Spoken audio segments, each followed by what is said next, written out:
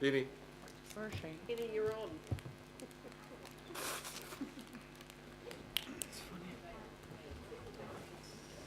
Thank you. I'm here. Excellent. To do what? You're going to give us the benefit of your considerable wisdom in the matter of C and D. Actually, I'm not, Mr. Mayor. There have been lots of speeches, and it's kind of what she said. The Right. other Penny said it all. Good. Nothing more Okay. to add. Outstanding contribution to the debate. Councillor We pennies Bill. stick together. No, you've done too, eh? Yep. Yeah, he's done. Right, now look, I just want to logistically sort out who's moved what. So if we can go back to the checkboard, please. Order, please. Oh, Just a minute. the question. Right, so A and B have been moved by Councillor Dick and Councillor George. Yep. A and B. C, D, and I suspect E, I think, will be moved by Councillor Penny, H, and Linda. Councillor Linda. Yep. All right? Right. Okay, now we're just going to deal with E as the last piece of dealing. Away we go. So the last aspect in terms of the urban growth topic report is to do with the approach that the panel has taken in terms of growth within centres and corridors. In the council's case, we very much followed what had been a mediated, well, it went through a very long Environment Court mediation process with all the legacy councils, the ARC, and a group of retailers about the fact that retail and office activity should first be encouraged to locate in centres, and then if there was no capacity in centres, they should be enabled and encouraged down certain corridors, and then so you sort of cascaded down. What has happened with the recommended version from the panel is at the RPS level, not at the district plan level, but at the RPS level, that cascading down has been lost. And so they talk about commercial growth should be in centres and corridors. They don't define the corridors, they could be corridors anywhere. And we do think that this is something that was very much part of the development strategy of the Auckland plan, but in terms of good resource management planning, it is important that you focus commercial growth within the centres that we already have, because that helps create the vitality and vibrancy of those centres.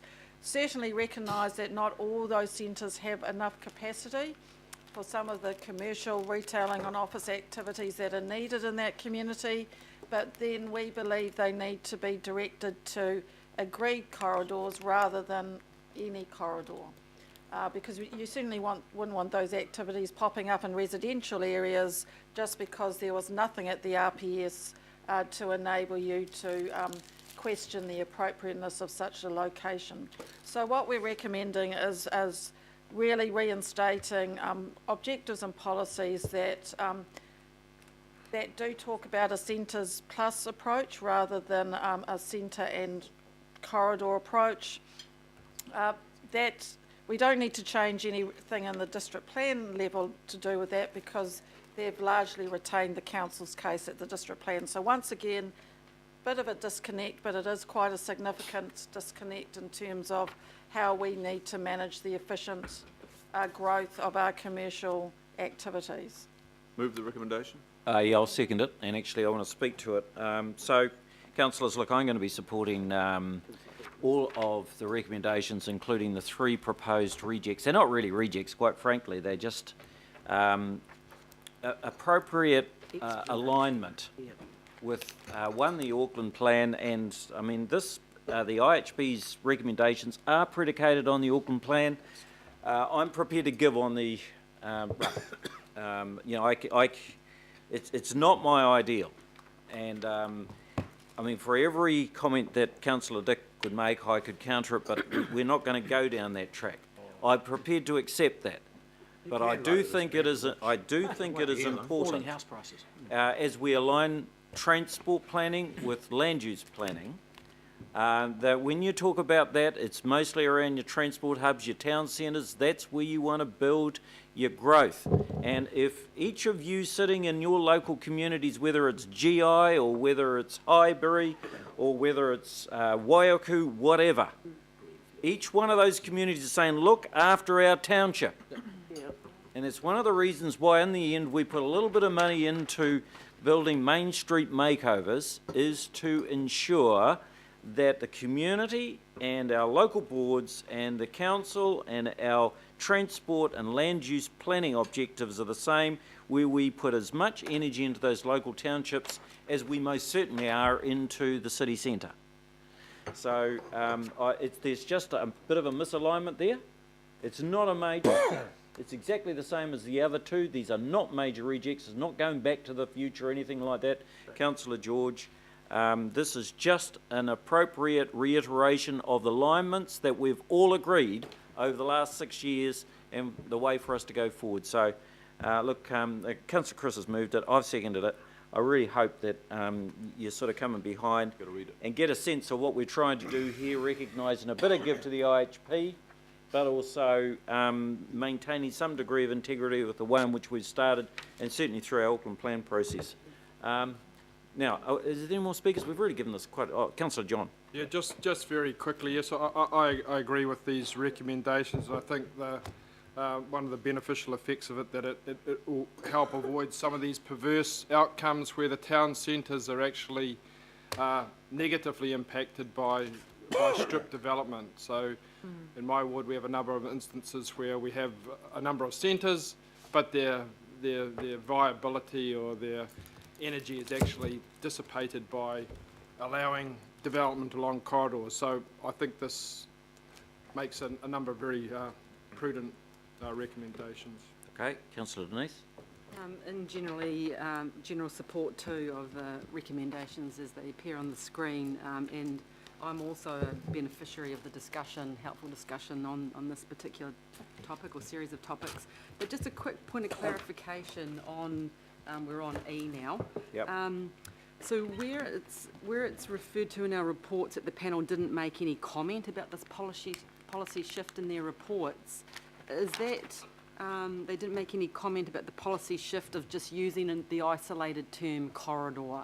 Is that what you mean? So in terms of that comment, I think it's yes, what we're saying is that, I mean, they've obviously talked about that they wish to see growth around centres and corridors, but then moving from identified growth corridors just to general corridors, they didn't give a reason why they had done that. And I think if you scroll down on the reasons that the staff have given, there has been a group that has been working with council, the retail group, all except one supported our position around having growth down identified growth corridors, not just any corridor. So we're not really clear why the panel just widened it out to any corridor. And how many policy shifts where the panel hasn't made comments in the whole plan? I'm not being a numbers person, I haven't really counted them. I don't know if anybody has.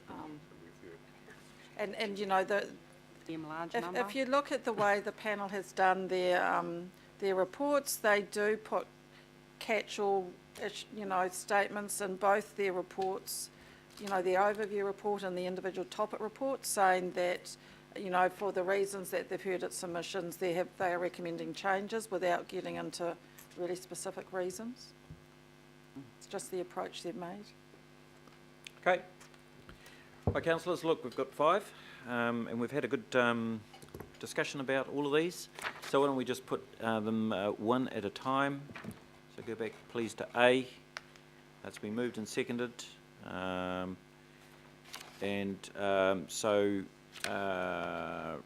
and that's got the extra note for you, Councillor Chris. That looks like a fairly good coverall. Right, I'll move A and B. I'll move those. All those in favour say aye. Aye. Aye. Those against, well done. Okay, note those. Please. Right, no yours, Michael. Move it on to the next one, please. Do you want me to put these separately together? C, D and E? Together. Together? Okay. All right, move those. All those in favour say aye. Aye. Against? No. Thank you, councillor Dick. Put my vote against, please. Yep. Okay, well done. Right, now we move on to, oh, sorry, we've got a wash up.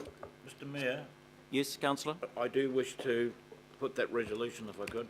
Councillor, you recall that I said I would lay it on the table because I regard it as being a complete opposite to Opposite of B. what?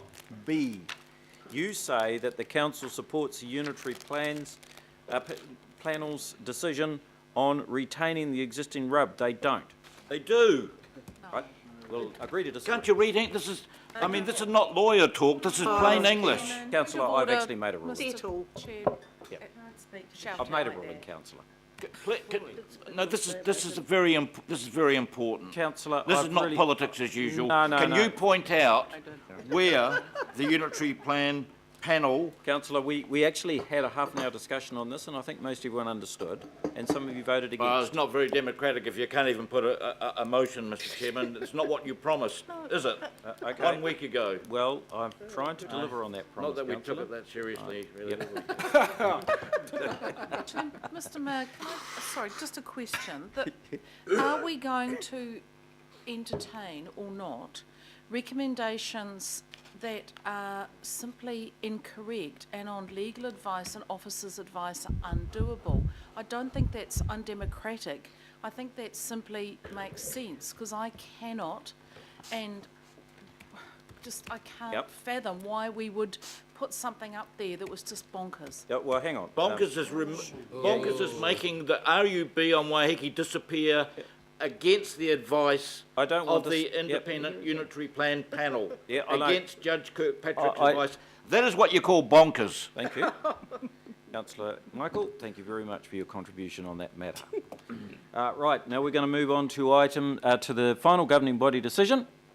Okay, and so this is on matters all relating to hearing topic 013, urban growth. So this agrees with that area. I'll move that, and is it seconded by Second. Yep. Councillor Arthur? All those in favour say aye. Aye. Is against? Thank you.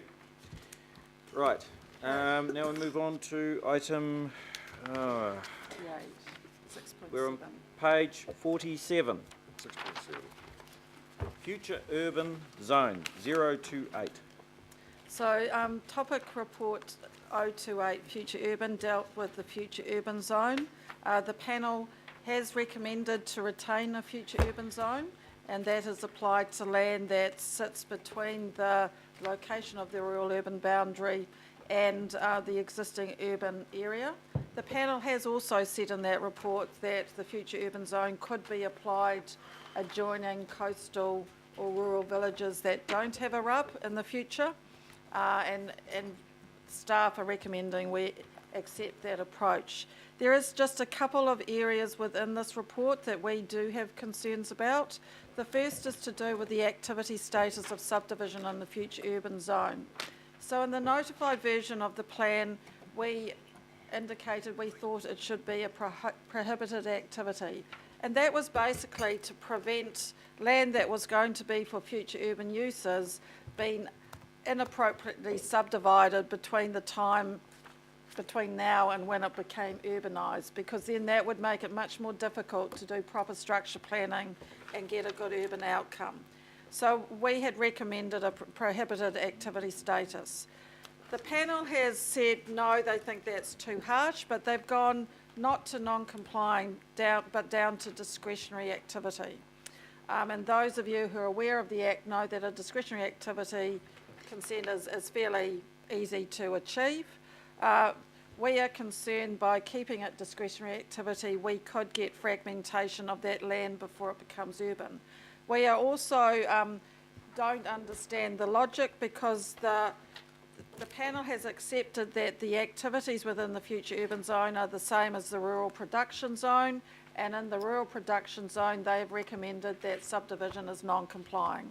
So we are recommending that you reject the recommendation that the activity status of subdivision in the Future Urban Zone is a discretionary activity, and instead we're recommending a staff, and you'll see it in our alternative solutions, it is a non-complying activity.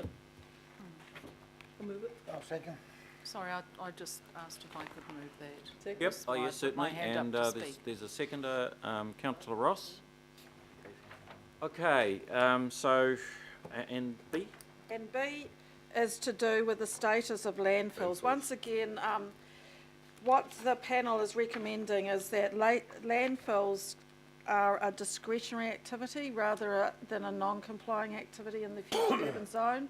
I know a number of the rural councillors will understand some of the issues that we have with landfills in our rural areas, and by actually enabling them to be in a future urban area where we are looking to urbanise in the future just does not make sense. So what we're recommending that we reject the discretionary activity status and change it to non-complying, and then it can be properly assessed if anybody wishes to do anything in the future urban zone.